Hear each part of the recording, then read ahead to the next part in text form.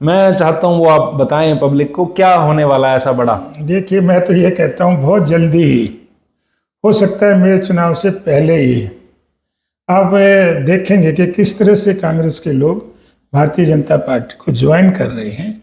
कुछ बातें सीक्रेट भी होती हैं। मैं चाहता हूँ दो हरफी इशारा जरूर दिया जाए। देखिए, मैं तो कहता हूँ कि भारतीय जनता पार्टी में तो चाहे कोई पूर्व एमएलए है, चाहे कोई हारा हुआ है, चाहे कोई एक्स एमएलए है, चाहे कोई पार्षद है, सभी लोग भारतीय जनता पार्टी ज्वाइन करने के लिए लालियत हैं। सभी लोग चाहते हैं कि जो उड़ता हुआ जहाज है हम उसमें बैठें, और डूबते हुए जहाज में कोई नहीं रहना चाहता। कि कोई भी बुद्धिमान व्यक्ति डूबते हुए जहाज में कभी नहीं बैठता, और जब जहाज डूबने लगता है तो सब लोग उसमें से उतर उतर कर भागते हैं।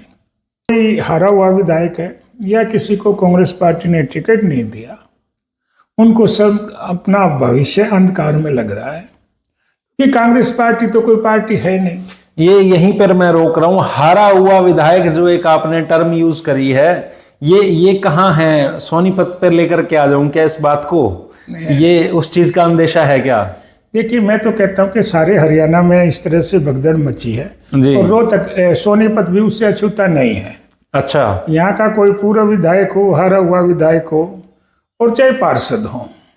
नमस्कार दोस्तों, मैं विशाल वशिष्ठ आपका स्वागत करता हूं हमारे चैनल पर। दोस्तों, मेरे साथ है श्रीमान भूपेंद्र गहलावत जी। सर, बहुत बहुत स्वागत है आपका। ये धन्यवाद जी। दोस्तों, आज गहलावत जी को लेकर के आने का एक मकसद है। मकसद क्या है? इन्होंने मेरी डिबेट सोनीपत की बात विशाल वशिष्ठ के साथ, जो कि पिछले साल हुई थी, कुछ भविष्यवाणियां गहलावत साहब ने करी। इन्होंने पहली भविष्यवाणी तो करी, एक एक करके सारे इधर आ रहे हैं, इधर मतलब बीजेपी में आ रहे हैं। तो उस डिबेट में जिक्र हो रहा था निखिल मदान जी का, जो उस वक्त मेयर थे, उनको शामिल किया भाजपा में, विधायक बन गए वो। दूसरे व्यक्ति थे सत्यनारायण अंतिल, जो आम आदमी को रिप्रेजेंट कर रहे थे उस वक्त, वो भी भाजपा में शामिल हो गए। एक नेत्री थी वहां पर, रेणु प्रवीण सैनी, वार्ड नंबर 6 से पार्षद। जब गहलावत साहब उसमें कहते हैं कि एक एक करके सब इधर आ रहे हैं और तुम्हें पता नहीं है कि कांग्रेस के कौन से नेता शामिल होंगे, तो वो कहती हैं आपको पता है क्या? और मैंने वीडियो डाला हुआ अपने चैनल पर, वो भी भाजपा में शामिल हो गई। अब क्या होने वाला है नया सोनीपत की राजनीति में, ये आज गहलावत साहब खुलासा करेंगे। तो सर, सबसे पहले तो मैं जो है ना, एक जिसको बोलते हैं ना, सैल्यूट करता हूं एक्सपीरियंस को, कि भाई आपने चीजें जैसे जैसे बोली हैं वैसे होती गई हैं। ये बहुत बहुत धन्यवाद। ये तजुर्बा है आपका। अब क्या होने वाला है बड़ा उलटफेर? देखिए, जो लोग कांग्रेस छोड़कर या दूसरी पार्टियां छोड़कर बीजेपी में आ रहे हैं, वो एक प्रोसेस है। क्योंकि कोई भी बुद्धिमान व्यक्ति डूबते हुए जहाज में कभी नहीं बैठता, और जब जहाज डूबने लगता है तो सब लोग उसमें से उतर उतर कर भागते हैं। अभी आपने मेरे से एक सवाल किया कि कौन कौन लोग आ रहे हैं। अब मेरे से सवाल ये करो कि कौन नहीं आ रहा।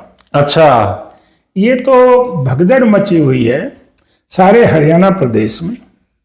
चाहे कोई हारा हुआ विधायक है या किसी को कांग्रेस पार्टी ने टिकट नहीं दिया, उनको सब अपना भविष्य अंधकार में लग रहा है कि कांग्रेस पार्टी तो कोई पार्टी है नहीं। ये यहीं पर मैं रोक रहा हूं। हारा हुआ विधायक जो एक आपने टर्म यूज करी है, ये कहाँ है? सोनीपत पर लेकर के आ जाऊं क्या इस बात को? ये उस चीज का अंदेशा है क्या? देखिए, मैं तो कहता हूँ कि सारे हरियाणा में इस तरह से भगदड़ मची है और रोहतक सोनीपत भी उससे अछूता नहीं है। अच्छा, यहाँ का कोई पूर्व विधायक हो, हारा हुआ विधायक हो, और चाहे पार्षद हो, उनकी एक लाइन लगी हुई है, और हमारे पास सबकी एप्लीकेशन जो है वो आई हुई है। अच्छा, हमने इन्वेस्टिगेशन कराया है, ये स्क्रूटनी हमने कराई है कि कौन लोग इसके हमारी पार्टी के लायक हैं और कौन लोग लायक नहीं हैं। और उनके स्क्रूटनी के बाद, क्योंकि हमारा जो संगठन है भारतीय जनता पार्टी का, पूरी दुनिया में सबसे बड़ा संगठन। ये नवीन जिंदल की स्क्रूटनी नहीं कराई थी? किसकी? नवीन जिंदल की। देखिए, मैं कहता हूं कि नवीन जिंदल की भी स्क्रूटनी कराई थी। दो तरह के होते हैं, एक तो आरोप लगा हुआ होता है, अच्छा, एक आरोप सिद्ध हो जाता है। ठीक है। जिसका वो आरोप सिद्ध हो जाता है वो आरोपी कहलाता है, जी और जिसके ऊपर खाली आरोप लगता है, आरोप तो कोई भी, आप भी मेरे पर कोई भी लगा सकते हो, जी। जब तक वो प्रूव ना हो जाए, उसका डिसीजन ना हो जाए, तब तक उसको आरोपित नहीं कहा जा सकता। केस तो देखो बहुत लोगों के खिलाफ चल रहे होते हैं, उस केस की नेचर भी देखी जाती है। तो जिंदल जी तो देखिए बहुत बड़े उद्योगपति भी है, उनका नाम भी है, और उन्होंने बहुत लोगों को रोजगार भी दिया है। सोनीपत में भी आरोप लगे पूर्व विधायक पर, हाई कोर्ट ने लेकिन ईडी को ही ताड़ दिया था उल्टा कि भैया खामखा का केस मत बनाओ। अब मैं उस चीज को अगर कोरिलेट करूं, बीजेपी की पावर पूरी चलती है क्या? नहीं, मैं ये कहता हूं कि मैं उस बात पे तो जो जुडिशियल मैटर है उस पर तो मैं नहीं जाऊंगा, क्योंकि वो तो सब जुडिशियल है। लेकिन मैं एक बात आपको और कहना चाहता हूं, उसकी एप्लीकेशन आएगी तो उस पर भी हम उसको स्क्रूटनी कराएंगे। अच्छा। अगर वो निर्दोष होगा, देखो हमने तो अपनी पार्टी बड़ी बनानी है, और मुझे ये लग रहा है कि निकट भविष्य में, मैं किसी का नाम नहीं ले रहा, चाहे वो पूर्व विधायक हो, चाहे पार्षद हो, चाहे पूर्व पार्षद हो, कांग्रेस पार्टी में भगदड़ मची हुई है, सबकी एप्लीकेशन हमारे पास आई हुई है। एक बड़े मंत्री का नाम भी आ रहा है। देखिए, मैं तो ये कहता हूं कि बड़े मंत्री हों चाहे कोई भी हो, अब कांग्रेस की सरकार तो है नहीं, अब प्रेजेंट मंत्री तो है नहीं, एक्स मिनिस्टर एक्स मंत्री अगर हैं भी, तो वहां तो रह के कोई खुश नहीं है। अच्छा। देखिए, वहां तो आपने 10-12 साल में देखा कि ना तो कांग्रेस का कोई संगठन है, और किस तरह से कांग्रेस की लुटिया डूबती जा रही है। मेरा एक अभी जो कांग्रेस के सीनियर नेता हैं, मेरे उनसे अभी कुछ दिन पहले बात हुई। वो जब चुनाव नहीं हुए थे हरियाणा प्रदेश के, तो वो बोलते थे कि 60-70 सीटें आएंगी, 70 आएंगी, बाद में वो 70 भी कहने लगे, और उनका कसूर भी नहीं था। सभी चैनलों ने, सभी लोगों ने 50 से शुरू करके 70 पर वो पहुंच गए थे। तो वो मुझे अभी मिल गए 3-4 दिन पहले। मैंने उनसे पूछा कि भाई ये क्या हुआ, तो उन्होंने ये कहा कि जब तक संगठन में राहुल गांधी हैं और यहाँ पर दीपेंद्र हुड्डा है, मतलब हमें तो ये शंका हो रही है कि अगली बार कभी साथ पे ही ना आ जाए। इसलिए जब इतने सीनियर लोग, इनकी सोच ये है, तो आम कार्यकर्ता या कोई एमएलए बना होगा, कोई एमएलए की बहुत बड़ी बात नहीं होती, पार्टी की हवा में कोई भी बन सकता है। ये वैसे बहुत बड़ी बात आप कह रहे हो। नहीं, मैं तो बात कह रहा हूं, मैं तो जिम्मेवारी के साथ कहता हूं। मैं कभी भी कोई ऐसी बात नहीं कहता जिसकी जिम्मेवारी से मैं कहता हूं। मैंने पीछे भी जो लोग मेरे खिलाफ डिबेट में रहे, चाहे किसी भी पार्टी के रहे, उन्होंने अगली डिबेट तक बीजेपी ज्वाइन कर ली और दोबारा से मेरे खिलाफ कभी नहीं आए। गिलावत साहब, ये कहां से जानकारियां इकट्ठा करके लाते हो? नहीं, देखिए, मैं तो ये कहता हूं कि एक स्टडी होती है, जिसमें राजनीति की भी स्टडी होती है और राजनीति की कैलकुलेशन भी होती है। जो मैं कैलकुलेशन निकालता हूं, मैं किसी से नहीं पूछता, ना कोई ये है कि मेरे कोई सोर्स है कि मैं वहां से जानकारी लेता हूं। पॉलिटिक्स की जो कैलकुलेशन होती है, मेरी कैलकुलेशन 100% फिट बैठती है। अच्छा, एक बात बताओ मेरे को, मतलब मैं पहली बार, मतलब हो सकता है मुझसे पहले, मेरी तो डबल उम्र है आपकी, तो एक्सपीरियंस भी डबल है। ऐसा आपने किसी पार्टी में, मैंने सुना भी नहीं है, जो और बड़े बुजुर्ग नेता मुझे मिलते हैं, मैं बात करता हूं, कभी किसी ने नहीं देखा कि 2-2, 3-3 विधायक उतार रखे हैं बीजेपी ने। आज हाल फिलहाल की बात करूं मैं, हरियाणा के बड़े बड़े नेता, सिर्फ एक मेयर के चुनाव की अगर मैं बात करूं जो सोनीपत में अभी चल रहा है, बहुत चर्चित, इतनी फौज लगानी, ये कैसा कॉरपोरेट कल्चर आ गया? क्या फोन आते हैं क्या ऊपर से, शाहजी फोन करते हैं या नड्डा साहब भाई चला जा अगले की रैली में, ऐसा कुछ होता है क्या? नहीं, देखिए, हमारा संगठन जो है वो दुनिया में सबसे बड़ा संगठन है, और हमारी पार्टी बहुत ही अनुशासित पार्टी है। हम किसी भी चुनाव को, चाहे ये तो मेयर का है, पार्षद का भी अगर चुनाव होता है, हमारी पार्टी हल्के में नहीं लेती।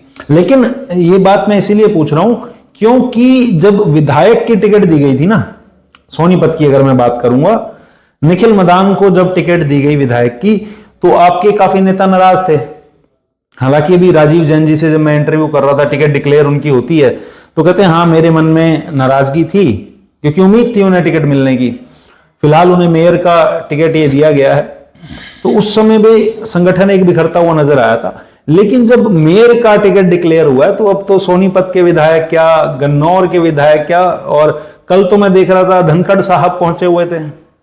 देखिए, मैं तो ये कहता हूँ कि सभी लोगों को अपेक्षा होती है आगे बढ़ने की, और सभी लोग टिकट भी चाहते हैं। जिस आदमी को टिकट नहीं मिलती, थोड़ा 2 दिन 4 दिन तो उसको मायूसी रहती है। अब एक गिलावत साहब चीज और, 26 तारीख को मुख्यमंत्री साहब भी आ रहे हैं। मतलब मेयर के चुनाव में इतनी ताकत झोंक रही है बीजेपी, क्या कारण क्या है ये? देखिए, मैं तो स्पष्ट तौर पे कहना चाहता हूँ कि मेयर का जो चुनाव वो विधायक से बड़ा है, क्योंकि विधायक के चुनाव में तो शायद 2 लाख कुछ हजार वोटें थी और इसमें 3 लाख के करीब वोटें हैं। और मेयर का चुनाव सीधा जनता से जुड़ा हुआ है। और मैंने पहले भी आपको कहा, कोई छोटा चुनाव हो बड़ा हो, राजनीतिक तौर पर बीजेपी किसी को हल्के में नहीं लेती। लेकिन एमपी के चुनाव में क्या हो गया था? एमपी के चुनाव में भी पूरी पार्टी ने ताकत लगाई थी। तो वहां क्या कमी रह गई थी, क्यों हार गई बीजेपी? वहां एक कमी मैं ये समझ रहा हूं कि जो कांग्रेस ने एक एजेंडा सेट किया था कि बीजेपी अगर आएगी तो संविधान को बदल देगी, और संविधान बदलने की बात से उन्होंने रिजर्वेशन को जोड़ा था कि भाई अगर ये इनका 400 सीटें आ गई तो इनकी मंशा ये है। और कुछ लोग उस बहकाई में आ गए थे, और उसकी वजह से कुछ जो हमारे भाई हैं उन्होंने गलतफहमी में कांग्रेस को वोट कर दी थी। लेकिन उनकी गलतफहमी जल्दी दूर हो गई जब आदरणीय नरेंद्र मोदी जी ने ये कहा कि जब तक मोदी जी जिंदा है, जब तक भारतीय पार्टी जिंदा है, संविधान को कोई हाथ लगाने की हिम्मत नहीं कर सकता। ब्राह्मण भी जो है सीट मांग रहे थे मेयर पद की सोनीपत में, और हमारे एक पार्षद हैं कौशिक साहब सेक्टर 15 से, और वो भी मौजूद थे उसमें। मैंने वीडियो डाला हुआ है दोस्तों, वो भी ब्राह्मण समाज इकट्ठा हुआ और मेयर पद के लिए जो है उन्होंने उम्मीदवार मांगा भाजपा से। और बाद में जब बात हुई तो उन्होंने कहा कोई भी पार्टी दे, पर किसी पार्टी ने जो है नहीं दिया उनको इस बार ब्राह्मण उम्मीदवार सोनीपत में। भाजपा से ज्यादा उम्मीदें थी। देखिए, मैं एक बात स्पष्ट तौर पे कहना चाहता हूँ, भारतीय जनता पार्टी छत्तीस बिरादरी के लोगों की इज्जत करती है। इस पार्टी में जाति पाति का कोई भेदभाव नहीं होता। अगर कोई जाति के आधार पर टिकट मांगता है तो मैं उसको अच्छा नहीं समझता। अपनी काबिलियत के हिसाब से टिकट मांगनी चाहिए। फिर तो 36 टिकट चाहिएगी मेयर की, 36 मेयर थोड़ी बनेंगे, मेयर तो एक बनेगा। और उसमें पार्टी ने जो डिसीजन लिया है वो उसके सबको फूल चढ़ाने होते हैं। और हमारी पार्टी में एक और भी रिवाज है, चाहे दिल्ली का चुनाव हो, चाहे हरियाणा का हो, चाहे सोनीपत मेयर का हो, कोई भी चुनाव हो, हम कैंडिडेट को नहीं देखते। हमारे लिए उम्मीदवार कौन है ये महत्व नहीं रखता। हमारे लिए महत्व रखता है कमल का फूल जी। कमल का फूल ही हमारा उम्मीदवार होता है, चाहे वो किसी भी लेवल पर हो। और सभी लोग कमल के फूल पे माला चढ़ाते हैं और उसका सामने का बटन दबाकर पार्टी को विजयी बनाने का काम करते हैं। 10 महीने बाद क्या उम्मीद रख सकते हैं कि जैन साहब ही दोबारा उम्मीदवार होंगे अगर जीत जाते हैं? देखिए, ये तो पार्टी हाईकमान का फैसला होता है। आपका तजुर्बा यहाँ पर क्या पार्टी कहता है? नहीं, पार्टी समय समय पर डिसीजन लेती रहती है। जो वो उचित समझेगी उस समय तो वो होगा। आपको क्या लगता है वैसे फिलहाल की डेट देखिए, में? मैं तो पहले तो हमने 50% महिलाओं को रिजर्वेशन दी है, चाहे वो पंचायती राज हो, चाहे म्यूनसिपल कमेटी हो। पहले तो यही नहीं पता कि ये हमारी जो सीट का ड्रॉ निकलेगा वो लेडीज का होगा या जेंट्स का होगा। ये बात तो जब जेंट्स का आएगा तो तब आप उस समय मेरे से सवाल पूछेंगे तो मैं जवाब दूंगा। इसमें पेच है, मतलब कि अभी नहीं, पेच नहीं है, ये लॉ है। हमने जो नोटिफिकेशन जारी करके एक एक्ट में प्रोविजन किया है उसमें ये है कि 50% है हम जो आरक्षण महिलाओं को देंगे। तो ये तो अंडरस्टूड है कि जो अब की बार जेंट्स के लिए है अगली बार लेडीज के लिए होगा। अगर उस समय सोनीपत की सीट महिला आरक्षित उसमें आ जाती है तो फिर चेहरा बदल सकता है। नहीं, वो तो जब लेडीज आ जाएगी तो नेचुरल है, उसमें तो कोई। और अगर ऐसा नहीं होता तो सेम रहने के चांस हैं या नहीं? देखिए, फिर हाईकमान जो है हमारा डिसीजन लेता है। जो हाईकमान डिसीजन अभी आप इस पे कुछ नहीं कहना चाह रहे, लेकिन जो भविष्यवाणी दोस्तों जिसके लिए हम बैठे हैं आज, मैं चाहता हूं वो आप बताएं पब्लिक को क्या होने वाला है ऐसा बड़ा। देखिए, मैं तो ये कहता हूं बहुत जल्दी ही हो सकता है, मेरे चुनाव से पहले ही आप देखेंगे कि किस तरह से कांग्रेस के लोग भारतीय जनता पार्टी को ज्वाइन कर रहे हैं।